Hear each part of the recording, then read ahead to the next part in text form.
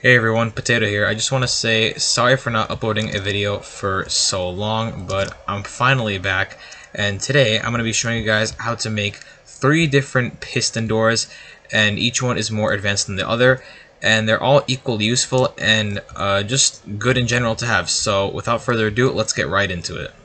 So the first piston door I want to show you guys is this simple 2x2 piston door that's really simple to build and easy to use as well. You could use pressure plates like this, or you could use a button and even a lever, but these two are probably a lot better and just easier to use in general. So now I'm going to show you guys how to build this. You're going to need these materials right here. Yes, you heard that right. This is all you need to build it. And you can choose either between 4 pressure plates and 2 buttons. I prefer the pressure plates just because it's nice, but I'll take the buttons as well. So to start building this, what you guys want to do is place 2 pistons like this and place 2 blocks in front of them. And leave a 2 blocks gap and do the exact same thing. So those are your pistons with the blocks that are going to be the door. Then dig 1 block out like this on either side and place a redstone torch in both of them, and then place a block on each of them. And when you do that, the bottom piston should extend the block forwards, and to make the other one extend, you want to place a piece of redstone on either one. Now you have your fully closed door. So to actually make this thing open and close back up, you want to dig down here to your redstone torch and just dig a little bit of a shape like so, and make it 2 blocks deep so that the redstone torch is higher. And then you just want to fill this out with redstone like this, and you also want to do the same thing on the other side if you do want to go back and forth and in and out from this door. Whoops, sorry about that. And you just want to place the redstone like so, and let's patch up that hole we made earlier. And after that, you can just cover it up like so, and then place your pressure plates on either side like this. And then that's pretty much done. You just step over it, it opens, then it closes all the way back up. Overall, this is a pretty simple piston door, and if you need one, I would recommend this since it requires minimal resources. And the only thing really annoying to get is probably the sticky piston with the slime ball, but swamps are pretty common and slime spawn there. So yeah, this is door number 1. So as for door number 2, this is also a 2x2 piston door, but the difference is that it can be flush with a wall. So let's say I have kind of like an archway over here and I activate my door. It'll blend in perfectly with the wall, and you can open it up and no one will ever suspect anything when it's closed, unlike this one, which just goes in one direction. So I'm going to show you guys how to build this one now, which is also pretty easy. So this door is very simple to make. All you're going to need are these materials up here, these 5 here.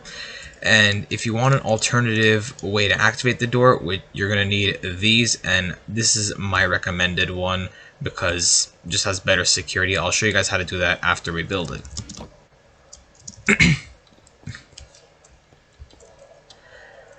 So you're going to want to start by taking your sticky pistons and placing 4 facing one direction and 2 against these 2 and facing the other direction. Leave a 2 block gap and do literally the exact same thing. So once you're done with that, you want to place a block or 2 blocks in the empty spots over there. And with your leftover blocks, you want to make a little shape that goes over all these pistons and the air over here. And place 2 redstone dust on either side like so, 2 in the middle, and then in the empty spots place a repeater facing the opposite direction of these pistons on the side there, and make sure they're at least 2 ticks, because if they're 1 tick, this door will not work. You can do 3 or 4, but 2 is optimal. And now all that's left to do is place your lever, and yeah, you're pretty much finished. However, if you do want a more secure door, here's what I would suggest doing. You can take some blocks like this and leave a gap from this redstone, place a redstone torch on this block so that the redstone gets activated already, and just place a button behind there, and when you press the button, the door will open and close back up by itself. I think this is better than the lever for, like I said, security reasons, but in the end, it's your door and you can do whatever you want with it. So this was door number 2, and now let's move on to the most advanced one, and probably the coolest one in my opinion. Now for door number 3, this is a 3x3 piston door, which is one of my favorites, purely because of how satisfying it is to close it.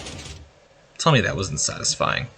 And yeah, besides that, it's actually pretty easy to build as well, which is nice, even though it looks kinda complicated.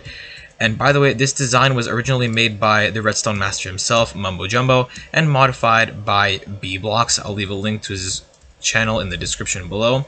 And yeah, without further ado, I'll show you guys how to build this.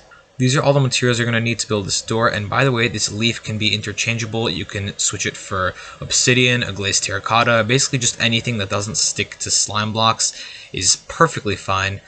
And you don't really need 25 redstone for this, you need about 20 to 21, 21 I'd say, but the 25 is just for a bit of extra in case something goes wrong. So before we actually build this, we're going to need to dig a little bit of a trench. It's going to be 3 by 7 by 3, so that's 3 blocks here, 7 this way, and it has to be 3 blocks deep. So now we're going to start building this bottom part of the door. So we're going to start by placing 2 droppers like so, an observer facing into this one, a block here, an observer going facing that way, and just place 2 blocks here with a redstone dust on top of them. Alright, so after you've built this, you're going to want to take your regular piston, crouch down and place it on this block, make sure it's facing down. Take 2 of your sticky pistons, place them on these blocks, and take 2 observers, crouch down and place it on the dropper, and place it on the bottom observer here. And finally, take 1 more observer and face it into this observer, make sure the arrow is pointing that way. Okay, so now we're going to actually start building more of the... Okay, so for the next part... Okay, so after that, we're going to place 4 blocks along this side here, leave 1 gap, and place another block. And in this 1 gap here, place a sticky piston facing that way. And here, place 3 sticky pistons on top of each other, facing that way. Now for this other side, place 3 blocks here, a temporary block here, and 2 pistons going up like this. And when you break that block, you want to replace it with an observer facing into the piston and the arrow pointing downwards.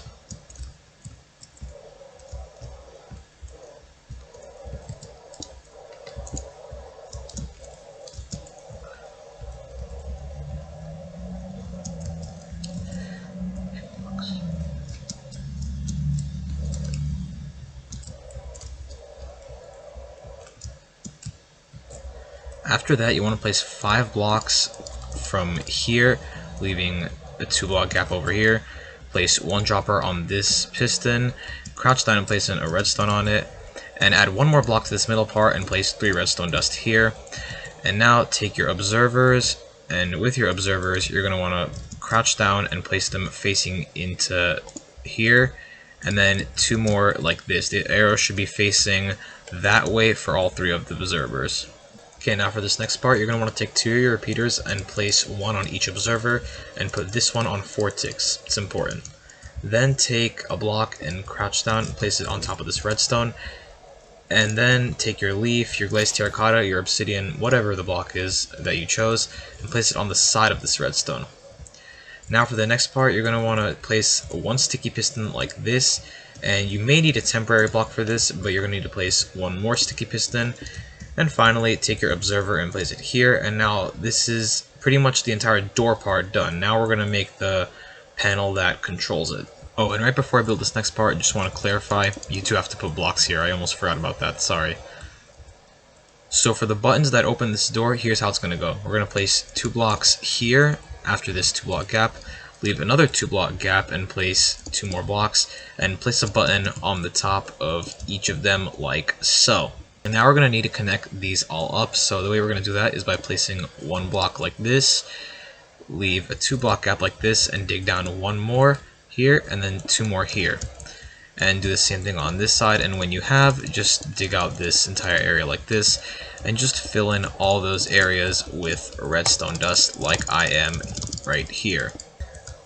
So now for the final step, we're going to want to dig out this middle part like this, make sure you break all 4 of these blocks, place 1 redstone dust here, a sticky piston below here, and 1 repeater like this, and place a block on top of that sticky piston. Okay, I just want to quickly say before I do this final and last part of the farm, leaves actually won't work with this because you can't place redstone components on leaves, so you're going to need to do either obsidian or glazed terracotta, whichever you want. So to finally finish this door off, you're going to want to crouch down and place an observer facing into the repeater, your final sticky piston, your 2 slime blocks, and your redstone block, and place the obsidian next to it. Then finally place your last repeater on top of that obsidian, and when you click this door, it should fully close, and when you click it again, it should fully open. So that was the final door, and if you have the resources for this, I would recommend it because it's very nice. I think it's cool, and I think it fits in well with any base, honestly. I just love this door so much. Oh, and when you are done with this, you can obviously design it however you want, but just patch up this floor and make sure you put a torch in there to avoid mob spawns in that little area. And you can customize this however you like. You can maybe make an archway like this. I'm not the best builder, but whatever floats your boat, honestly. I think a wood archway would personally look nice with stone, but that's just me. At the end of the day, I think all 3 of these piston doors are really good fits for your survival worlds, and they're just fun to build in general, and they're good for general usage as well, with the 3x3 obviously being the most advanced and coolest in my opinion. And while this one is the tiniest behind me, I think it's still very useful and good to have in your survival worlds. Same thing with this middle one that's flush. I hope you guys enjoyed this video. If you did, make sure to leave a like and subscribe for more future videos like this one. And until next time, goodbye.